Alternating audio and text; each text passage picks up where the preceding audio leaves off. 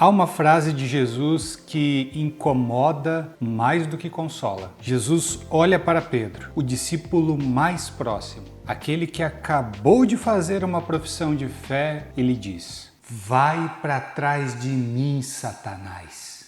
E o curioso é que essa frase foi dita a um amigo. Como é que você se sentiria escutando isso de um amigo? Olá, eu sou Rogério Goldoni e você está no canal De Fé em Fé. Imagina se um amigo seu te dissesse isso que Jesus disse para Pedro, como você se sentiria? O legal é que isso que Jesus disse para Pedro faz parte de um episódio bem construído no Evangelho de Marcos. Se você abrir a sua Bíblia aí no Evangelho de Marcos, no capítulo 8, você vai perceber que o capítulo 8 é como que a dobradiça no Evangelho, é a metade. E é um momento de uma grande tensão que Jesus passa com os discípulos. No versículo 1 até o versículo 10, diz que Jesus faz a multiplicação de pães, é a segunda em Marcos. Aí depois, do versículo 11 até o 13, os fariseus estão lá incomodando Jesus, para variar, né? E aí, em seguida, o versículo 14, diz que Jesus entra no barco com os discípulos e parece que ele está um pouco nervoso. E nesse momento, ele como que desabafando com os discípulos diz assim: "Caras, cuidado com o fermento de Herodes e dos fariseus." Eu e você e eu, que estamos aqui lendo todo o Evangelho, a gente compreende o que é esse fermento de Herodes e dos fariseus, é a maldade desses caras. Mas o Marcos faz a gente perceber que os discípulos não entenderam. Daí eles começam a perguntar: fermento? Por que a gente está no barco, só tem um pão, a gente não vai fazer pão? Parece que nesse momento Jesus fica enfurecido e ele faz uma série de perguntas retóricas que são carregadas de intensidade. O que é uma pergunta retórica? Pergunta retórica é uma pergunta que não exige necessariamente uma resposta. É tipo quando a sua mãe falou para você não fazer algo e você foi lá e fez. Aí o que aconteceu? Ela olhou para você e disse assim: "Eu não falei para você não fazer isso, eu já não tinha te avisado?" Ou seja, ela não precisa dar resposta, né? Porque tanto ela quanto você já tiveram a resposta. Isso é uma pergunta retórica. Fato é que, diante dessa incompreensão dos discípulos, Jesus pergunta o seguinte para eles: "Por que pensais que é por não terdes pães? Ainda não entendeis nem compreendeis? Tendes o coração endurecido?" Ou seja, são três perguntas que mostram que os discípulos não estão entendendo nada. Em seguida, no versículo 22 em diante, Jesus faz a cura de um cego. Qual o nome desse cego?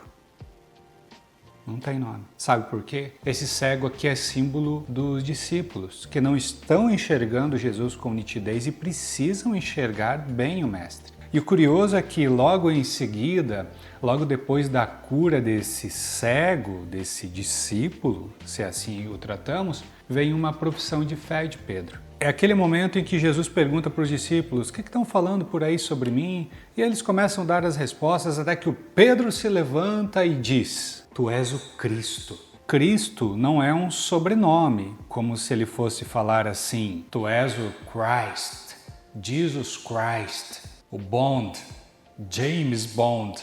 Não é um sobrenome, é uma profissão de fé que o Pedro faz. Que coisa linda, não é? Ou seja, o discípulo, enxergando melhor o Mestre, ele é capaz de entender bem quem é o Mestre. Mas aí o que vem depois? Jesus começa a falar o que vai passar, o que vai acontecer, e o Pedro chama de lado e fala: "Vai acontecer isso não, porque eu não vou deixar." É nesse momento que Jesus olha para Pedro e fala: "Vai para trás de mim, Satanás." E se você acha que o Satã é um xingamento, como se fosse falar um demônio, calma. Na Bíblia, o Satã é aquele que desvia a pessoa de um bom propósito. O que Jesus estava querendo fazer? Realizar a missão que o Pai lhe confiou, e o Pedro está fazendo o quê? Está querendo mudar o destino dele, digamos, ou a missão dele, melhor, a missão, né? Na prática, o Pedro está sendo aqui uma pedra de tropeço. E por isso que é muito propositiva essa fala de Jesus: "Vem para trás de mim, Satanás." Talvez aí na sua tradução vai estar que Jesus disse assim: "Afasta-te de mim, Satanás, arreda-te de mim." Mas está imprecisa essa tradução. Lá no grego nós temos hypageopissomo, Ripage, vem ou vai, depende do ponto de vista. O pisso, para trás, mu, de mim. Ripage, pisso, mu, vem para trás de mim. E sabe que é a mesma expressão que Jesus usou lá no início, quando ele fala para os discípulos, vinde atrás de mim? É, lá na abertura do Evangelho. Na prática, o que o texto está mostrando para a gente?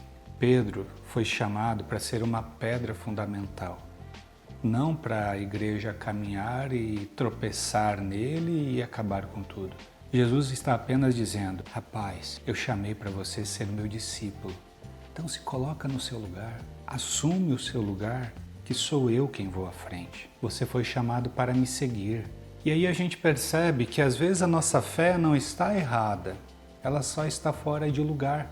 Às vezes a gente quer dizer como Deus tem que fazer, enquanto que o grande objetivo da vida é apenas segui-lo. E por isso que talvez o maior perigo espiritual nem seja negar Jesus, mas passar na frente dele e querer fazer tudo sozinho. Responde aí. Quantas vezes na vida você quase que obrigou Cristo a fazer um caminho, enquanto que na verdade você deveria estar seguindo ele? Pensa nisso. Porque de fé em fé a gente consegue se colocar atrás de Cristo como discípulos, seguindo. E de fé em fé nós nos vemos no próximo vídeo. Paz e bem.